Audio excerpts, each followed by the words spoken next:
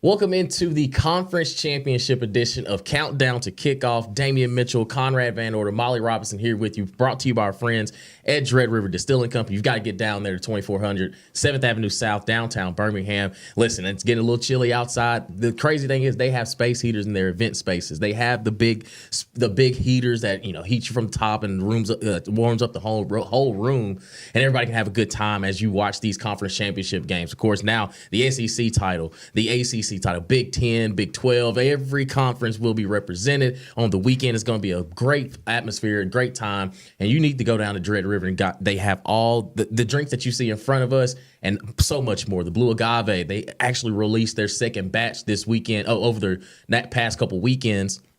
And I know it's an absolute hit because the first batch was off the chain. So I can only imagine what they have. And again, everything is distilled right there in the store, in the restaurant. And of course, you can grab great food, great drinks, and also make sure you tell them that Damian and Conrad sent you there. So with the championship edition of the Countdown to Kickoff, we start with the SEC title. Now think about where this SEC season has been.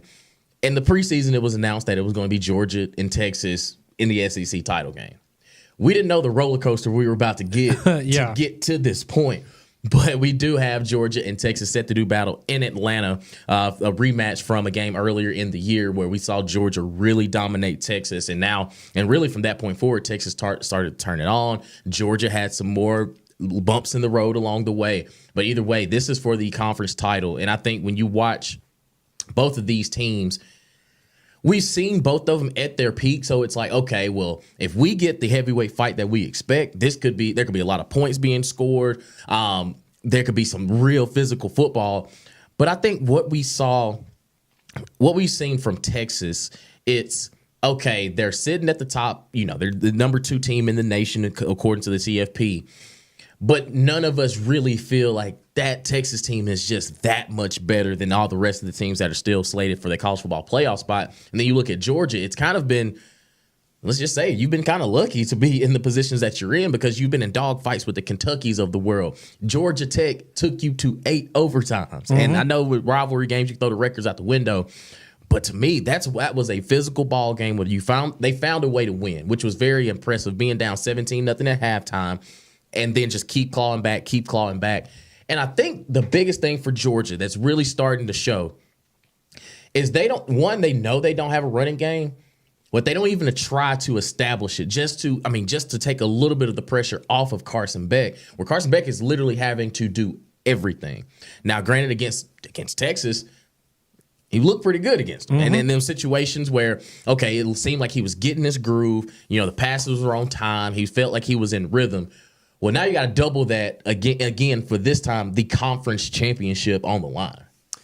Yeah, I think this game is so interesting because I think for a lot of people, we just look at what happened earlier in the season and you go, okay, well, that's probably just going to happen again, right? And for Texas, getting the win over A&M, I think maybe validated some people's thoughts about Texas. I'll be honest with you, I still wasn't super impressed by them in that. I get it. It's a tough environment. Texas A&M is going to do everything they can to fight for a spot in Atlanta. And so from that aspect, it was impressive. And I think defensively, what Texas did, I was very impressed by. But offensively speaking, it still left something for me to be desired. However, I will say going into this game, I think it will play out completely different than how the first one did. That doesn't mean that Texas or Georgia might not still win or Georgia might not win by a couple of scores. But when you go back and really look at how that first matchup went down. Obviously, offensively for Texas, they couldn't get anything going in the first half. I mean, you went into halftime of that game down 23-0. But look at, and this is in the first half. So in the second half, Georgia scored 7 points, and the entirety of the second half, they had an 89-yard drive to go down there and kind of cement the game and seal the deal there against Texas. But in the first half, when you went up 23-0, this is what you got from Georgia. They had a 13-yard touchdown drive, a 34-yard touchdown drive. They had a 25-yard drive that ended in a field goal for them, and then you had another 13-yard drive that ended in a field goal. So if you what I'm trying to say there is you had 4 opportunities for Georgia where they scored in the first half of that game where they didn't have to work, right? Because of what Texas, credit to Georgia defensively and what they were able to do, but they were able to create turnovers and put themselves in advantageous situations. I don't think that's going to happen again. Now, that's not to say that might not happen on a drive or two if you have a timely turnover or something like that. But to think that Georgia's going to have those kinds of opportunities and as many as they did in the first meeting with Texas, I just don't think the game's going to play out that way again. And I think this is a Texas team that I think they've started to figure out a little more of their identity. And I go back to the Texas A&M game, and something we saw there is you brought Arch Manning in, and you seem to have a somewhat of a package almost for Arch Manning where you use his athleticism and use his running ability to your advantage. And I wonder if what we saw Haynes King just do against Georgia last week in that 8 overtime game, is that maybe more of a role for Arch Manning? Because we had to see him in the first matchup because Quinn Ewers was playing terrible football at the beginning of that game. So I wonder what kind of a role does he play? Because as we've now seen, that's something that Georgia's a little bit susceptible to. And as you mentioned, Georgia's running game or lack thereof, I think that's something that if you're Texas, you really want to take advantage of that because we know all the injuries that Texas had at running back, but they have found a way to have some semblance of a running game, whereas Georgia has not. And so if you're Texas and you're able to pair that with what Arch Manning could potentially bring to the table and some limited opportunities there, I think this game will be very different. However, the game is also played in Atlanta, and that gives a big advantage to Georgia. As we know, Georgia fans don't have to travel nearly as far as Texas fans do to attend this game. And I also just wonder, you have a Georgia team that I think we all know they're going to be in the playoff regardless, but maybe you have a little bit more of a reason to get up as opposed to a Texas. And I just think if you're Georgia, you don't want Texas winning the SEC their first year in the conference. You want to kind of plant that flag and say, hey, we're still the big dogs here. The SEC runs through Georgia. And, you just wonder if part of that physical nature of the first game, does that mentally carry over for Texas, right? Because you watch the players in that game, they look like they didn't want to be there, right? They look completely shell-shocked, and Georgia completely took them out of the game. So that is still on the table. However, I just find it hard to believe that Georgia is going to have 4 opportunities where they're going to start a drive in Texas territory like they did in the first meeting. And I think ultimately, you look at what Texas did in the second half. I mean, it was a one-possession game at one point. You're able to make it interesting. Carson Beck turned the ball over multiple times. So if you're Texas and you're able to control the pace of the game, protect the football a little more, I could very easily see where Texas actually pulls off somewhat of an upset. I know they're favored in this game, but you would think that, Georgia was a 10-point favorite going in by how the media looks at it, I think. Yeah, and when you look at this Georgia matchup, I think defensively it's kind of been the more interesting part of their season of how they've been so inconsistent. Like when you just think of Kirby Smart, you think, man, he's able to dial it up. He'll make games slow. But there have been a couple instances where we've seen Ole Miss be more physical than a Georgia unit. I mean, we really and truly, you look at Georgia Tech and that game, Georgia Tech was by far the more physical team. And I'm wondering if Texas can dig into that and feed off of that from what they've seen the past couple weeks of, all right, so if this Georgia team, they get hit in the mouth and they start drawing blood, like they're just as human as anybody. And I think that's where a lot of teams that have played Georgia this season, it's almost that you have to see it to believe it. You don't just go out there and think like, okay, well, let's play some smash mouth football. Let's just see if this Georgia team can take it for 4 quarters. And more times than not, they haven't really responded too well for it. And I think that's the interesting thing. And like you said, with it being in Atlanta, it does feel like a glorified home game for Georgia. But also, I think Carson Beck to me, I don't know if he was just, reading his press clippings or he truly just the game was starting to speed up too much for him. Because I thought that with somebody that, showed a lot of promise last year with all the playmakers that he had around him, now it's, man, you're the quarterback of this team. When these guys are not, necessarily playing up to par, you got to find a way to just dig it out of them because you are the point guard. You're the facilitator. You've got to be able to trust the guys that you have around you. And I do think talent-wise, they should be able to match up with Texas. But I think with Quinn Ewers and Arch Manning and the package that the package that they have for Arch, Steve Sarkisian is always just, it seems like he's one more step ahead than a lot of other people. And I think that's what's going to be kind of just I'm interested to see the chess match between Sark and Kirby again, because it's maybe if you're Steve Sarkisian, like, man, we left a lot of plays out there. You take away some of these penalties, take away some of these turnovers. We got them, like we have them. And Kirby's probably thinking in his head, well, if we can just apply pressure, if we can just continue to rush these things, we'll see how this thing plays out. But I think it's going to be an exciting game nonetheless. And again, it's adjustment not seeing a team named Alabama or Auburn as, representing, the conference there in the SEC championship game. Yeah, with divisions being gone now, it's just a little getting used to the top two teams being the ones that go. And I know we had, I guess it didn't end up being any crazy tiebreaker scenario like we thought it could potentially be. But I think it's safe to say that that's something we will see in the future. I will just add this as a final note here on this game. Over the last 3 games for Georgia, Carson Beck is averaging over 300 yards passing a game and has thrown 11 touchdowns and 0 interceptions. Okay. So for the struggles that he had in the middle part of the season where he kept turning the ball over constantly, if that version of Carson Beck shows up on Saturday, I think Georgia is going to be perfectly fine. That being said, I think ultimately at the end of the day, it's going to come down to defense and running the football, which maybe that isn't that uncharacteristic for Georgia, but it's more so the fact of, can you run the football? Not how well are you going to run the football? Can you run the football at all? And then, of course, defensively speaking, the turnover battle, that always is a big factor. So that should be a good one. Hopefully Texas doesn't win their first year in the SEC. I'm sorry, I don't want that to happen.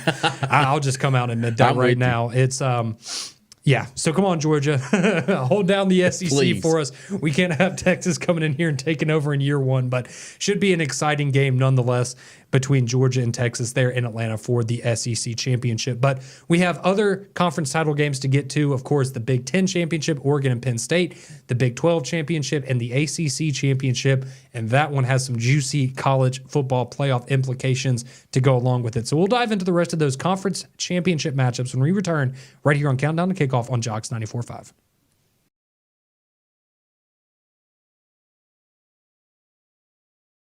Welcome back into Countdown to Kickoff here on Jocks 94.5. Conrad Van Order, Damian Mitchell, Molly Robinson with you here for Conference Championship Week. You got the SEC Conference Championship, the Big 10, Big 12, ACC, American Athletic Conference, the Mountain West, all of these going on this week, and it's going to be a great weekend of college football. Appreciate you joining us all season long, really, here on Countdown to Kickoff. It's been such a fun time here for me and Damian getting to break down these games each and every week for you right here on Countdown to Kickoff. And we couldn't be here. We wouldn't have been able to do any of this without our great friends over at Dread River Distilling Company. You can find them at 2400 7th Avenue South there in downtown Birmingham, and they are going to have everything you could possibly look for there on a game day.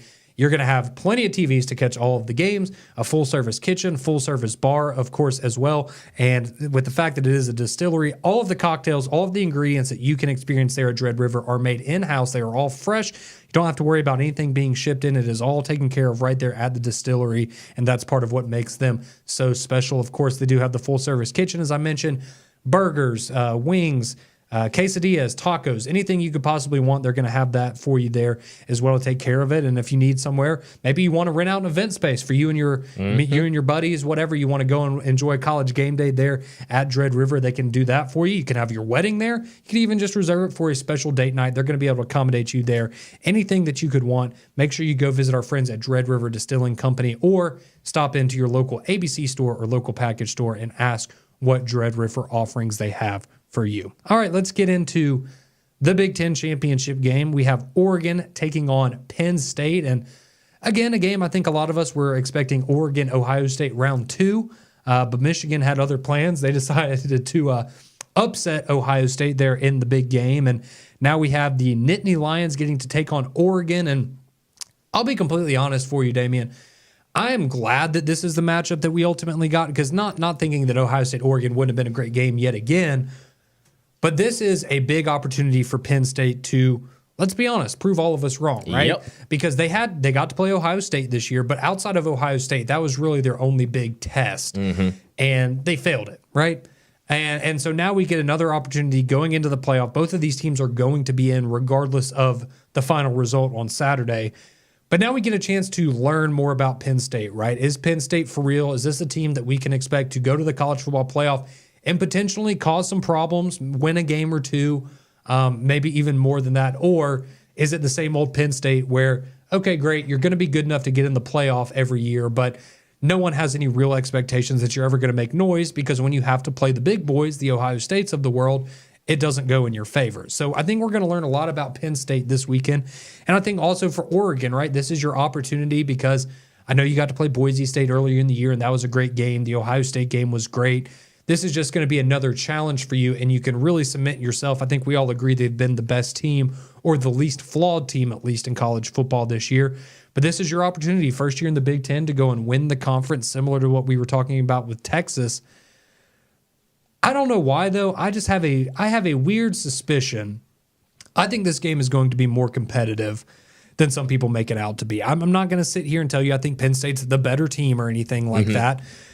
But I think what we've seen, some of the warts that we've seen from Oregon at times this year, having to go and play some of these difficult, Big Ten defenses. I know maybe that wasn't necessarily the case in the Ohio State game for all of that game, but I go and look at a Wisconsin matchup that you had late in the year, right, where you had to go on the road.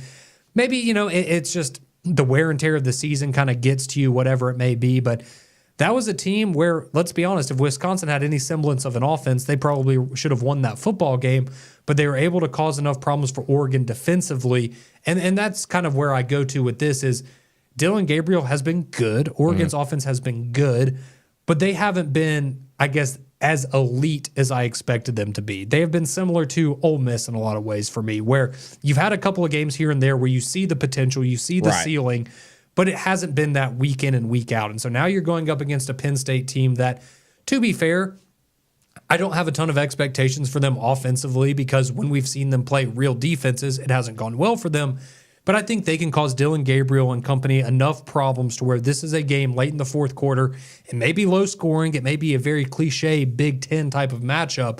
But I do think that Penn State I think they have more of a shot than most people would probably lead you on to believe. Yeah, and I think it's the style in which they play. They can slow this game down tremendously at the pace in which they play offense. But for me, Oregon, to be the number one team, it still feels they haven't played a complete game all season long. Like, it's still a lot to be desired.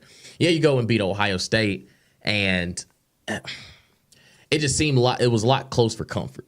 And I think for Oregon, year one in the Big Ten, everything that they presented to you, you've gone out there and handled, but it still feels as though like there's something else missing. Like there's just something else they need to do.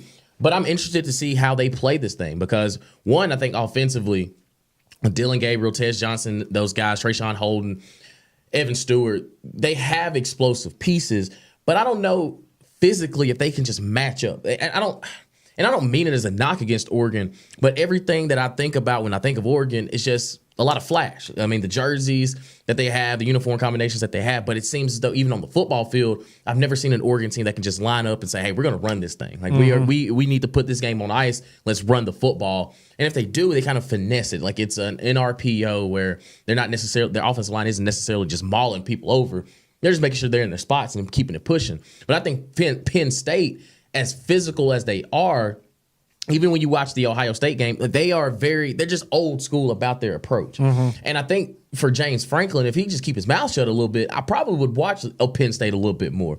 But I think when you have Drew Aller, Tyler Warren, those guys. Now, Tyler Warren, he's the closest thing, and hear me when I say he's the closest thing to Brock Bowers that we've seen at the tight end position, because the man had 21 catches against USC. So he's really like that. And Oregon has to find a way to neutralize that part of it. But also Penn State, they're just very old school in their approach. And that's why I still give them a chance to keep the game close. Yes, I do think Oregon wins, but I think it's just going to be one of those ugly Big Ten games like, okay, yeah, I feel like I've wasted the 3 hours of my day, because it's probably going to be 17-14, and it's just going to be uneventful. But I do think that Penn State, even Drew Aller, there have been games where he's looked absolutely phenomenal. Then there's games it's like, why do y'all even have him as your quarterback? Why is he your starting quarterback? So I think for Penn State, it's, to your point when you started off, it's go prove it to us. You've been in this position before, and you've left a lot to be desired. Now all the chips are on the table. Go out there and take it from them.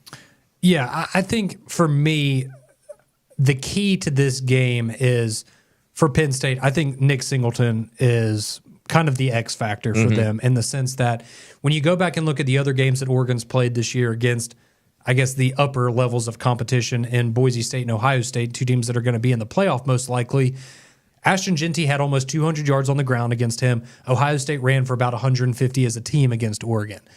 So, and I would say outside of what you got out of Quinshon and Travion Henderson and Ashton Jeanty, Nick Singleton is going to be the best running back that you played since then. And so if they were able to have success, I think if you're Penn State, that maybe makes you believe, okay, well, we can have success on the ground against them as well. And if you're able to do that, I think that's your key to success for Penn State. Because again, the thing for Penn State is if Oregon's clicking offensively, I don't think Penn State has any hope because they have not been a great offensive team in any point in recent memory, honestly. And you just go and you look at the Ohio State game, for example.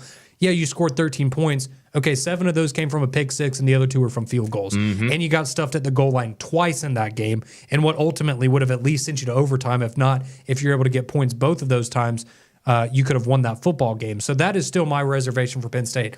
I think they're good enough defensively to keep it interesting with Oregon. I think they're going to be good enough running the football to make it interesting against Oregon. But they are going to have to find something offensively speaking that they weren't able to find against Ohio State, or quite frankly, in many of the games they've had against upper-level competition since Saquon was there. Right. I feel like so.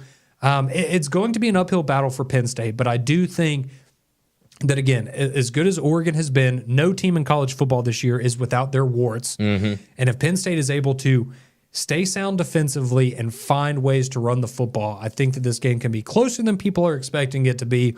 And there is the potential that we would be looking at Penn State as the number 1 seed in the college football playoff, which is, I know it's kind of gross to think about. It's absolutely bizarre, but that there is a world out there where that happens. So we will see how that game ultimately unfolds, but I think that's going to be a good one there between Oregon and Penn State. Again, both of those teams are going to be in the playoff regardless, so it doesn't really matter, and we can talk about this in a future episode perhaps, but let's be honest, if you lose and end up being the 5 seed instead of the 1 seed, you might end up being better off at the end of the day. So that's a completely different problem with the college football playoff formatting. But nonetheless, Big Ten championship game, Oregon, Penn State, that's going to be coming your way this Saturday. So when we come back here on Countdown to Kickoff, we want to break down the Big 12 and ACC conference championships for you, as well as talk about what's on the line in the ACC, not just for SMU and Clemson, but Alabama as well. How does that game impact Alabama's chances of getting in the college football playoff?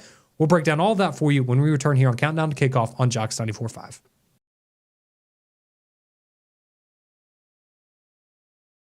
Welcome back into the conference championship edition of Countdown to Kickoff here on Jocks 94.5. Damian Mitchell, Conrad Van Order, and of course, Molly Robinson hold things down in production.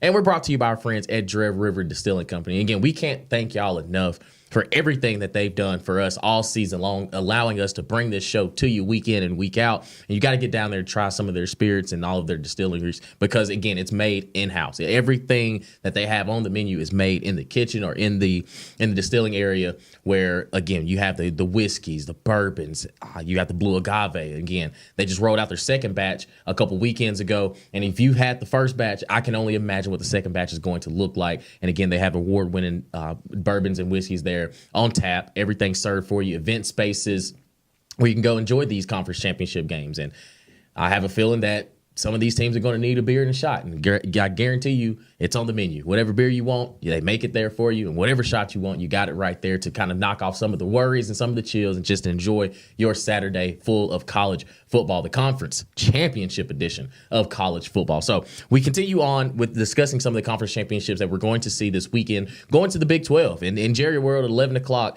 Iowa State and Arizona State. This feels like it's kind of a recipe for Arizona State to just go out there, handle your business. You're on to the college football playoff. And I think for Arizona State, for a young team, Kenny Dillingham really just getting it out of the mud of hand. I will take the 11 best on offense, the 11 best on defense that we have, and we'll go out there and play some ball. And when you look at Scadaboo, a guy who's kind of been dinged up every now and then this season, but when he's on, he's on. Arizona State in the run game, if that thing is clicking, they are hard to stop because this is physical. It's a physical ball game. And just think of the identity of the Big 12 now. from when me and you were growing up watching football, where it was just air raid this, air raid that. The race to 50 points was pretty much each and every game. But now it's a physical brand of football with some of the teams that they have, and it starts with Arizona State. And I think one that Kenny Dillingham has this team set to. They believe that they're this good. They believe they belong in the college football playoff. And I think for Iowa State, I mean, with Coach Campbell, he's been on every. He's pretty much been. He's been the first name that you've seen whenever there's a coaching firing across college football, NFL. They're like, yeah, we're going to get together from Iowa State. Well, he's been there, and he's turned it into a team that now is competing for a Big 12 championship.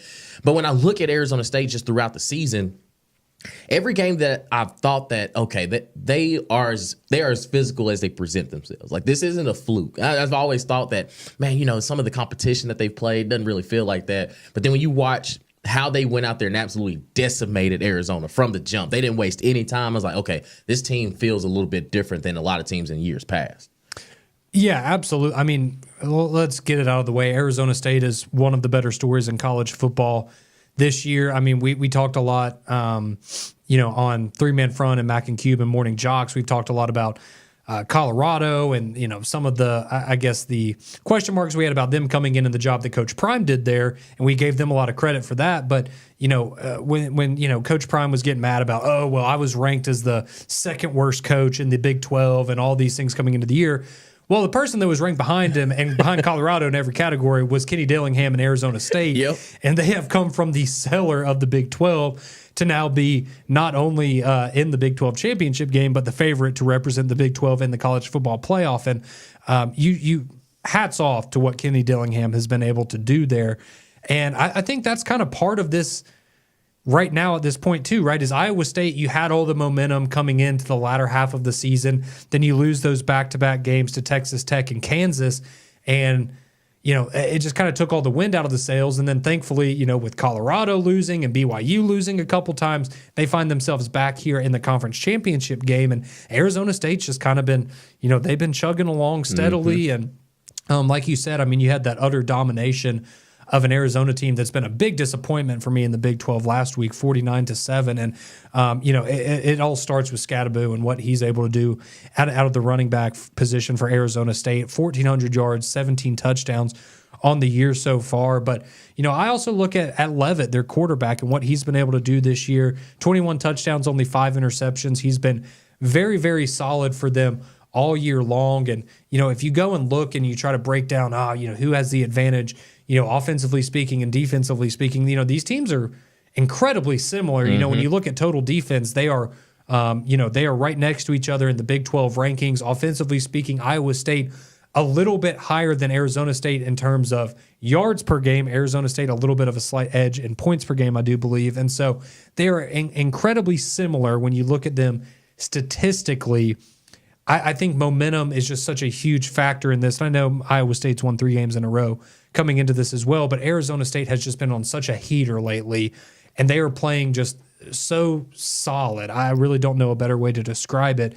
It's hard for me to go into this game and not think that Arizona State is ultimately going to keep playing their brand of football, keep this hot streak alive, and they're ultimately going to find themselves in the college football playoff. But, I mean, just the fact that both of these teams are here, and these are the 2 teams that we ultimately ended up with, because I think a lot of us thought, you were going to have Arizona was going to have a better chance than Arizona State. Utah was going to come in and just kind of carry over what they had done in the Pac-12 for so many years. And the fact that we had Iowa State and Arizona State and potentially Colorado finding themselves in that conversation as well. It's been a wild year in the Big 12, but I think this is going to be a very competitive game. It's, a good way to start off your Saturday at 11 a.m. And, but let's be honest, this is the least intriguing of the conference championship games. And, it's a one-bid league.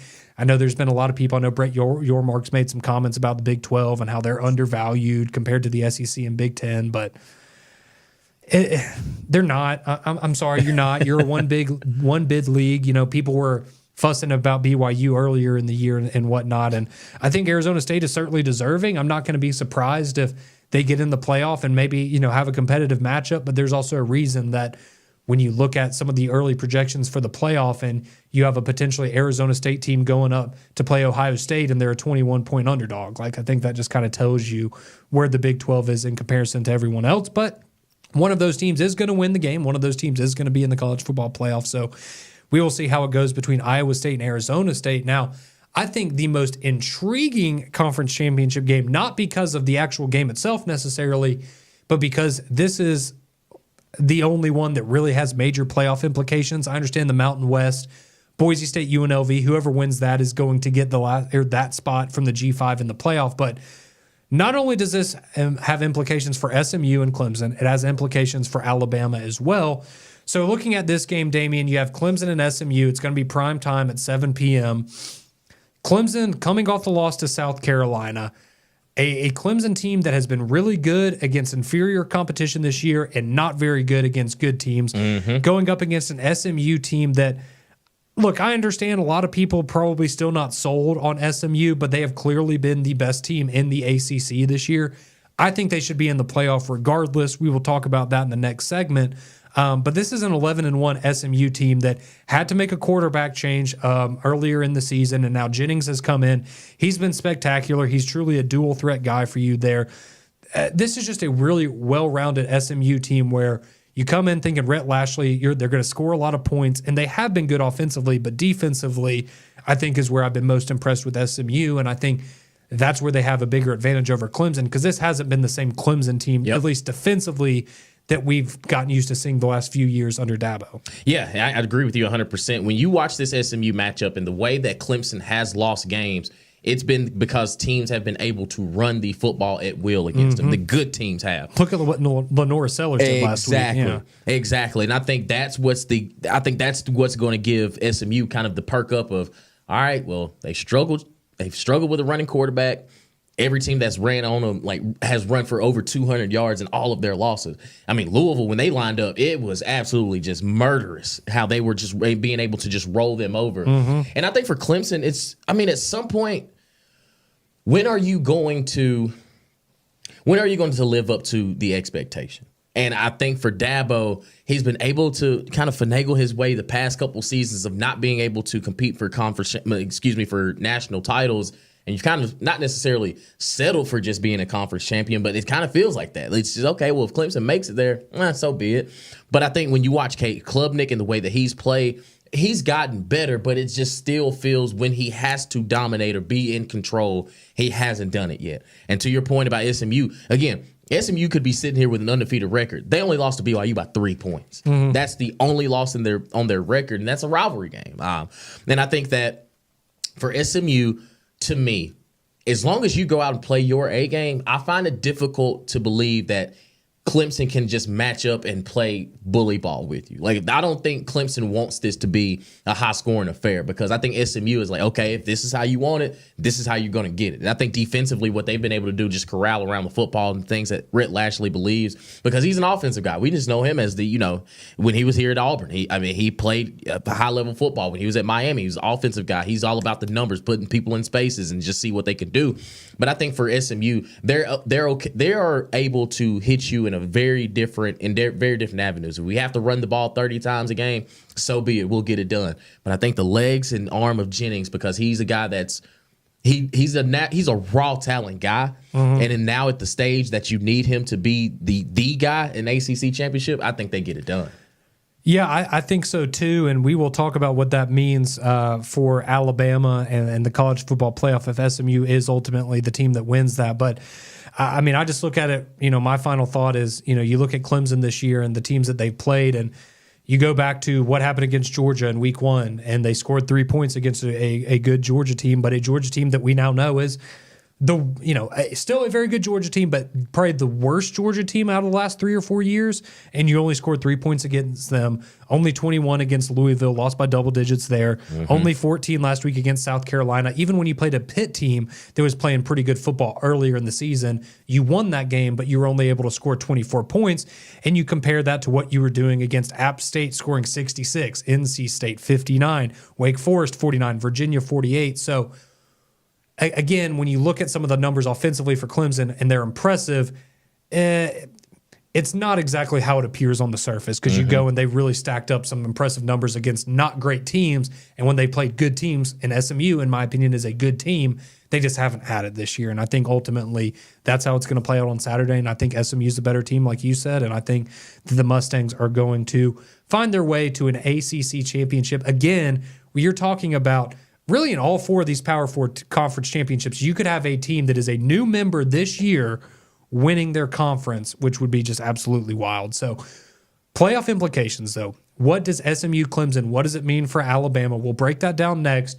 Will Alabama be in the college football playoff? Does it even matter who wins this game on Saturday? I think it does, but we'll break it down for you here on Countdown to Kickoff next.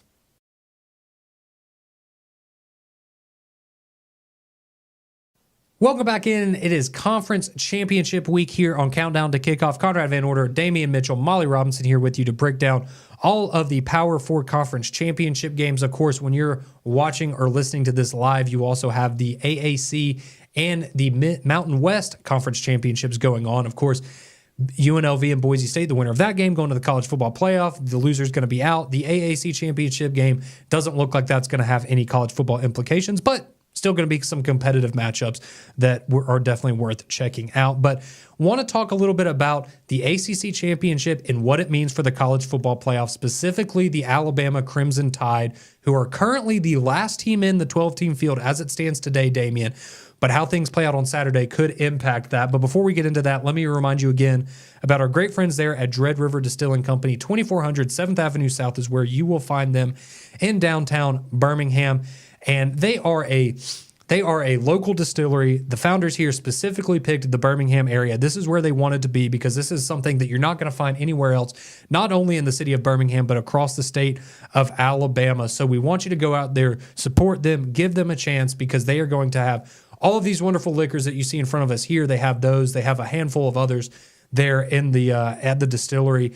They have a wonderful cocktail menu. The Birmingham Fog is something that we both recommend, something we've both tried. It's an excellent take on an old-fashioned. Think you're really going to enjoy that. Also, the full-service kitchen, so you can go in there, get a drink, go in there for dinner, go in there for lunch. Maybe you want to go in there and watch some college football on Saturday and have some appetizers, just some snacks to go along with your drinks. They're going to have all of that for you right there at 2400 7th Avenue South at Dread River Distilling Company. Appreciate everything they've done for us here on Countdown to Kickoff. But all right, Damian, let's get into it. The college football playoff, as it stands right now, Alabama is number 11 in the rankings, which would mean they are the last team in because the Big 12 champion is going to get an automatic bid into the playoff, but they are going to be ranked behind Alabama.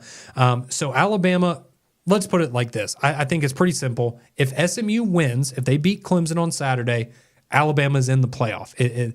Nothing else matters at that point. Alabama is firmly in. Ward Manuel himself said that Alabama, South Carolina, Ole Miss, Miami, that cluster of teams is not going to change because they don't have any more games to play. So they have no more data points to use. So that is going to stay the same. The question, though, becomes if Clemson upsets SMU, does the committee knock SMU down behind Alabama and make Clemson the lone representative from the ACC in the college football playoff? I'm going to give you my hunch, and then I want you to share us with me what you think your gut is telling you. Again, this is my hunch. This is not what I think should happen. This is not what I would do if I was a member of the committee myself. But I think the way that this has been set up and the arguments that were made in Alabama's favor over Miami, a Miami team that had one more win than Alabama, one less loss, and it came down to the strength of schedule, right? And Miami's strength of schedule did not stack up to Alabama's. They do not have any wins over teams currently in the top 25. Alabama has 3. If SMU loses this game, they are going to be in the exact same situation as Miami. They will have 0 wins over teams currently in the top 25.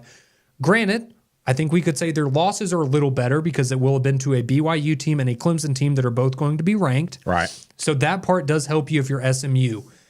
But I think the committee, by doing that with Miami, I just have a hunch that they are going to keep Alabama in there regardless of what happens in the ACC championship game. It seems like they want 4 SEC teams in. Let's be honest, they are going to cater to the SEC and the Big Ten a little bit. Having the Alabama brand doesn't help you, but they really don't seem to be that turned off to Alabama after what happened in the Oklahoma game. Yep. And that would be the one point that if they wanted to hold it against Alabama, I think they would have brought that up by now. So my hunch, not what I would do, but my hunch is that regardless of what happens, I think they have set the stage for Alabama to get in regardless. What do you think, Damian? Yeah, I agree 100%. If you're SMU, you have to win to get in. That's as simple as that, because I agree with you. I don't think your arguments for why you should be, even after a loss, I don't think they hold weight, because you would have lost to a BYU team that was ranked at that time, and you would have lost the conference championship to Clemson, and those were the only two credible teams as far as when it comes to rankings that you would have played. And you Clemson just lost to South Carolina, and who beat South Carolina head-to-head? The Alabama team that's in the playoff. Exactly. And I think the wins that Alabama have, they outweigh the losses that they have, because they're against ranked opponents, teams over 500 and things like that. But I think for SMU, you have to win the conference title to ensure that you are in, no matter what. All right, now let me ask you this question. Do you think that's right? Because I'll be honest with you, if I was on the committee, unless Clemson, I mean, if Clemson goes out there and beats them, 49-0, then we have a different conversation. Right. But my personal belief is SMU has proven to the committee to this point that they are deserving of being in the playoff. They've gone 11-1 in their conference. I think it sets a very dangerous precedent if in year one of the expanded playoff, you start punishing teams that are in the playoff field already for going and losing a conference championship game. Yeah, I think it's wrong too, because you are, and then Ward Manuel to say that, hey, the teams that ain't playing, you're locked. And now it kind of diminishes. One, it diminishes the conference championship thing, because, all right, well, you're punishing us for handling our business in the regular season. So somebody has to lose the ball game in the conference championship. So why do we have to suffer? So I think it may just, to me, you should still, unless you were coming in there with 4 losses and then you pull off the upset, then I understand that. Like, okay, well, now we got to have a conversation. Yes. But for SMU that would only be their second loss, and then still find themselves out of the college football playoff. Yeah, you end up getting screwed for having an extra game. And that's why Clemson's not in the conversation, or, whoever loses the Big 12 championship game, right? Because they're not already in the top 12 going into that matchup. So that's what makes that one different. But I think a lot of eyes here, obviously going to be on the SEC championship, but a lot of eyes are going to be on the ACC title game.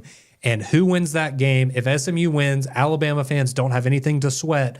But if Clemson pulls off the upset, we are going to have quite a debate going on between Alabama or SMU for the final spot in the college football playoff. But we'll see how it all plays out on Saturday at 7 o'clock when Clemson and SMU kick off there in the ACC championship game, with potentially Alabama's college football playoff spot on the line. So appreciate everyone for joining us for another week. For Conrad, or for Damian, for Molly, I'm Conrad. You've been listening to Countdown to Kickoff here on Conference Championship Week on Jocks 94.5.